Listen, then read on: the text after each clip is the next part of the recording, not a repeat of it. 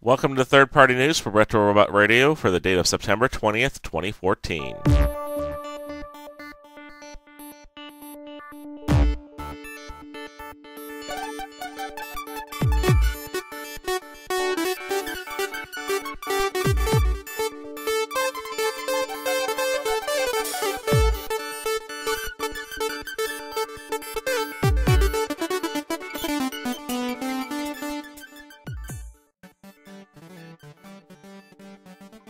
Alright, Badcube has been finalizing the product of their Brawny and Backland figures, their versions of Masterpiece, Brawn, and Outback.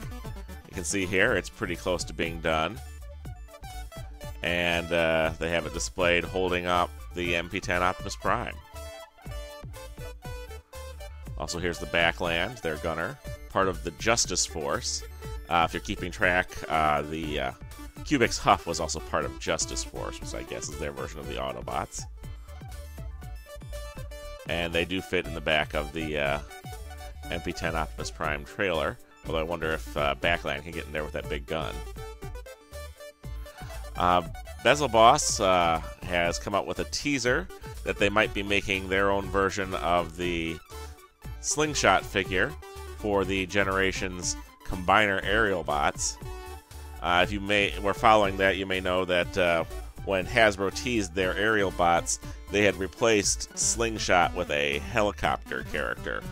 So a lot of people want to have the original aerial bots. I'm not sure how Bezel Boss is planning on doing this. They don't actually have the Generations toys yet to copy the connector, but I suppose they could just work on the generic design and know about the size and then finalize the details once they get a hold of one.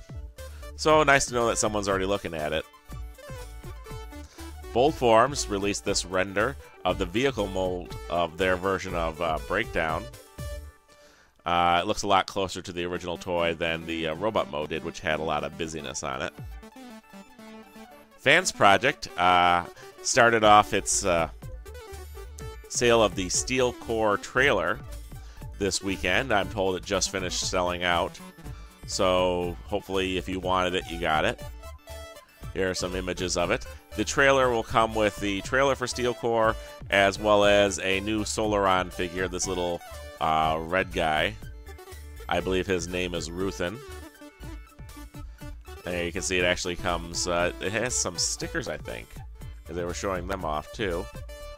WB001, or WB002 is Warbot Steel Core's designation. 001 was Defender, their version of Springer, and I think what was 3 was Assaulter, their version of Broadside. There's the Solaron figure. He actually appeared in the comic book as one of the guys that Steel saved early in the Steel comic book. So he's an existing character. Iron Factory showed off this in-package image of their upcoming 6-gun and Slammer figures. These are maybe big legend-sized figures that break down, have lots of 5mm ports. You can turn them into it's all actually called the Weapon Defense Squad, Turrets and Manacle. I think that's the first we've seen of their official names. So Turrets is 6-gun and Manacle is Slammer. And here they are loose, enjoying the view wherever they are. Maketoys has showed off this teaser. One thing people noticed was that the figures that the Quantron guys are fighting in this are actually recolored or prototype test shots, I don't know, of some FansProject Stunticons. So kind of neat to see them fighting each other. I'm not sure if that's a hint of these figures to come or if they just threw in a couple of test shots for the supporting characters in the photograph. Neat to see. Some good news for Mastermind Creations. They have officially finished the 5 members of their Combiner Feral Rex, their version of Predaking. So that makes the second full Predaking with TFC Toys following. It only has 1 figure left, which is on pre-order now.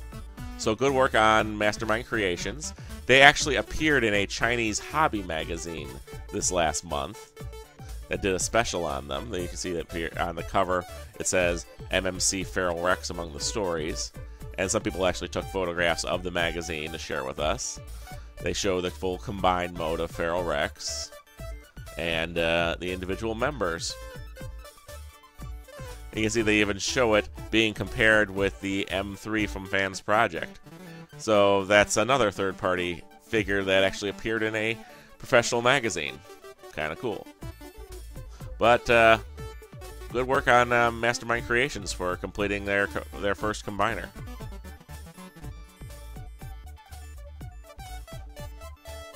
And Feral Rex actually got the back cover of the magazine too, which is kind of cool.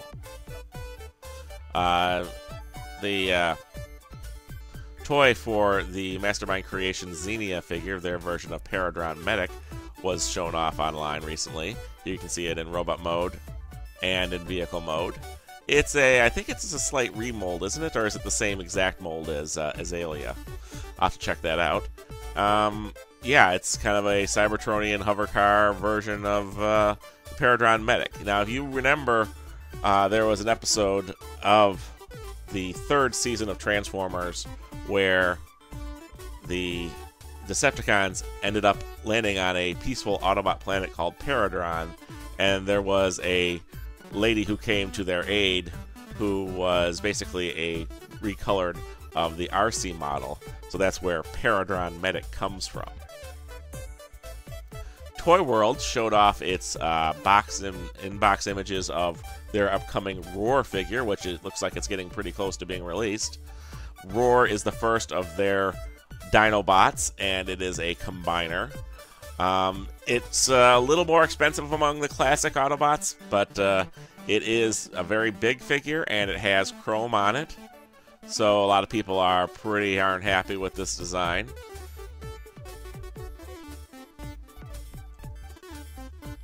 And here's the robot mode. It comes with a pistol and a sword, both of which can store in dinosaur mode. And we know that it becomes the leg of a combiner if you want to use that. But honestly, the figure itself is not lacking. And if you don't want to use it as a combiner, it's a great figure just standing alone. Warbotron teased the first images of their in-box Whirlwind figure, who is their version of Vortex. So that looks like it'll be the fourth member of their Bruticus-themed combiner coming out. I think a lot of people are looking forward to this one. These are about Voyager-sized figures. A lot of people are throwing them into Masterpiece, in fact. We've been seeing a lot of this company called Jiang. They're releasing a upsized version of the Toyworld Trace and Grind Rod and Aurora figures. And fun thing is, some of them are even recolored. For instance, here's Aurora. They're releasing it in the original colors and in blue. And here's their version of Trace in yellow, and I think there's also a red Grind Rod.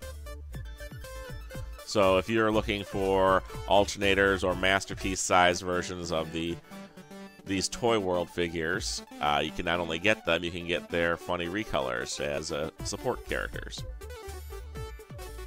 X2 Toys showed off this teaser image of their XT007 project. They're still a little bit in the dark about what this actually is. It seems to be a small figure from the design here, 6 centimeters tall, which makes it, what a Legends or size figure.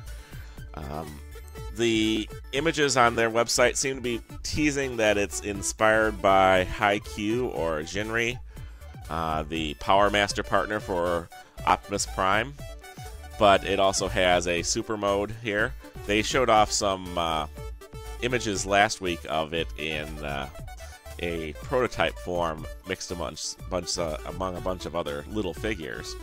And I think this might have some sort of ability to combine with the Generations Orion Pax figure. Here's a little bit of a cleanup of the photo so you can see the details. And it is the prototype standing in the middle, but then he also has armor on it to make him bigger. I'm not sure if that armor maybe goes on to the Orion Pax figure, but it's possible. And I definitely want to see more of this. Alright, some updates since our last show. Had some contacts on the YouTube page.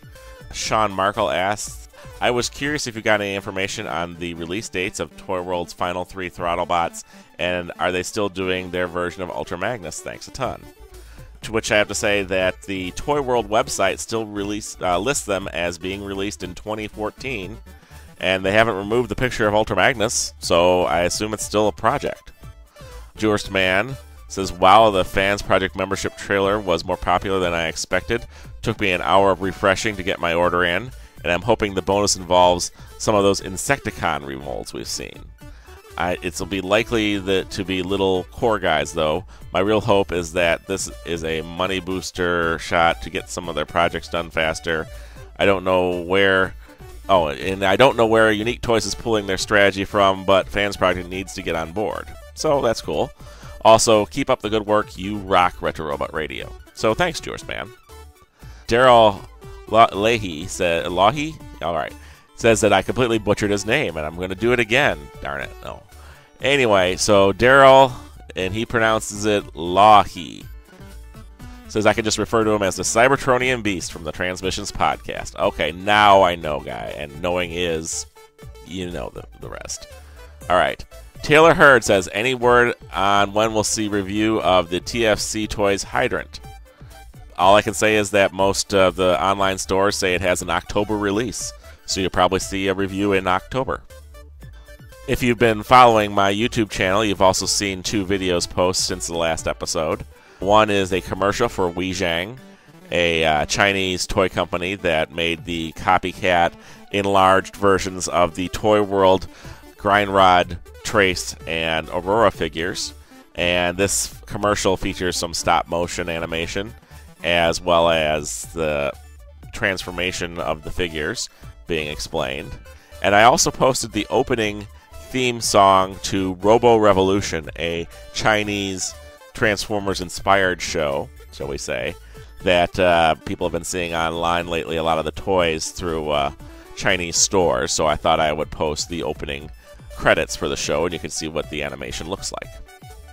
This week's screen capture is of the robot Freddy Ford, made by the Ford Motor Company in the 1960s and 70s, and used to promote their products at auto shows.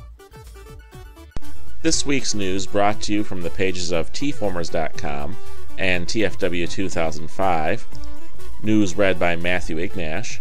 Be sure to check out our YouTube page at Retro Robot Radio and leave a comment. And check out the third-party TF Crashers on Facebook.